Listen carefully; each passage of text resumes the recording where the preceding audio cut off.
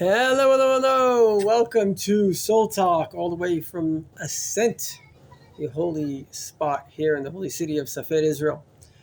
So today I want to share with you a sikha, a beautiful talk of the Rebbe, and the punchline is unbelievable. It's an amazing talk. The Rebbe begins with a question, and the question is, this week's Parsha is Matos Maseh. And we're also in the 3 weeks. Now, everything in the Torah, every name, everything in the world really is exact. So if there is a name for something, a name is a description. In Hebrew, a name is not just a random thing. A name is the essence of what that thing is. So if we call it the 3 weeks, it's the 3 weeks. Of course, for those that may not know, the 3 weeks marks a period of mourning, a period of great sadness and destruction, times that the Romans broke the wall into Jerusalem, slaughtered people up to the temple. They started burning it. I think it was on the 9th day of Av. Something else happened on the 8th. I don't remember. But bottom line, it was a day of great tragedy, or weeks of great tragedy. And we have a mourning period, etc. So, simple question. Why do we call it the 3 weeks? 3 in Judaism is a positive number. 3 represents the number of unity. 1 is an individual, everything's beautiful. 2 represents already conflict. And 3 represents the force of God that unites the two together. So why do we call these 3 weeks the 3 weeks? We could have called it something else, Bein HaMetzarim, or something else like. So Rebbe answers with a very important, a fundamental idea which really can save you, and maybe even the world. The fundamental truth of life is that there's no such thing as loss.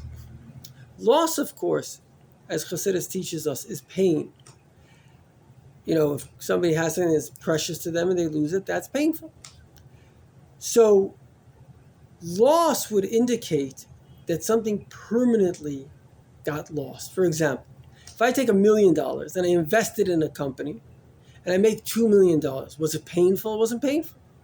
It was delicious. I know that I'm going to make $2 million. What can be better than that? The other factor of growth, because there's no such thing as basically growth without, there's no such thing as growth without some kind of loss, because to grow means you have to kind of let go of something.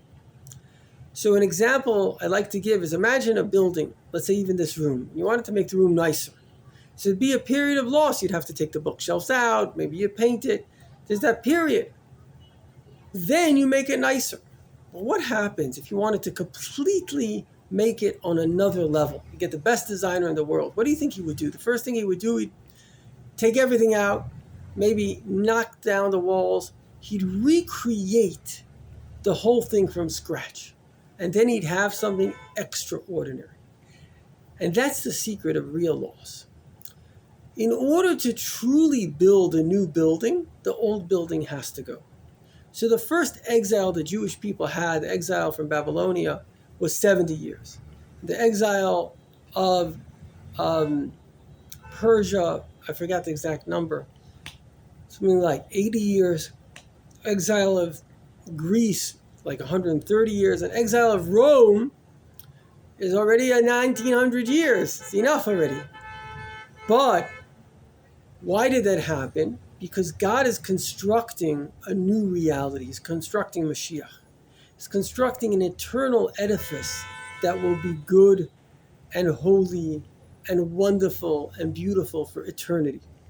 And when we understand that, things turn around. These are not 3 weeks of mourning. These are 3 weeks of reconstruction of reality.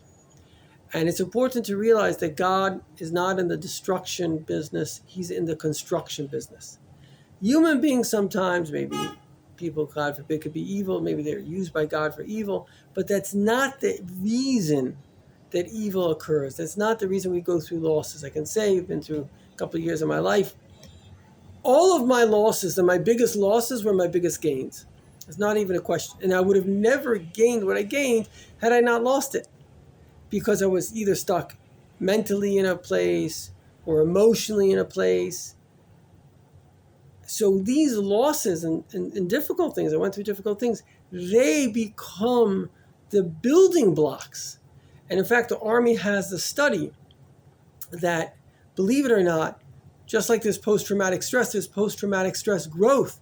And the growth is not happening one day you woke up, oh, wow, I can learn this. No, as you're going through the suffering, you're also being built. As you're going through the pain, you're also going through the gain. You're being reconstructed as you're being deconstructed.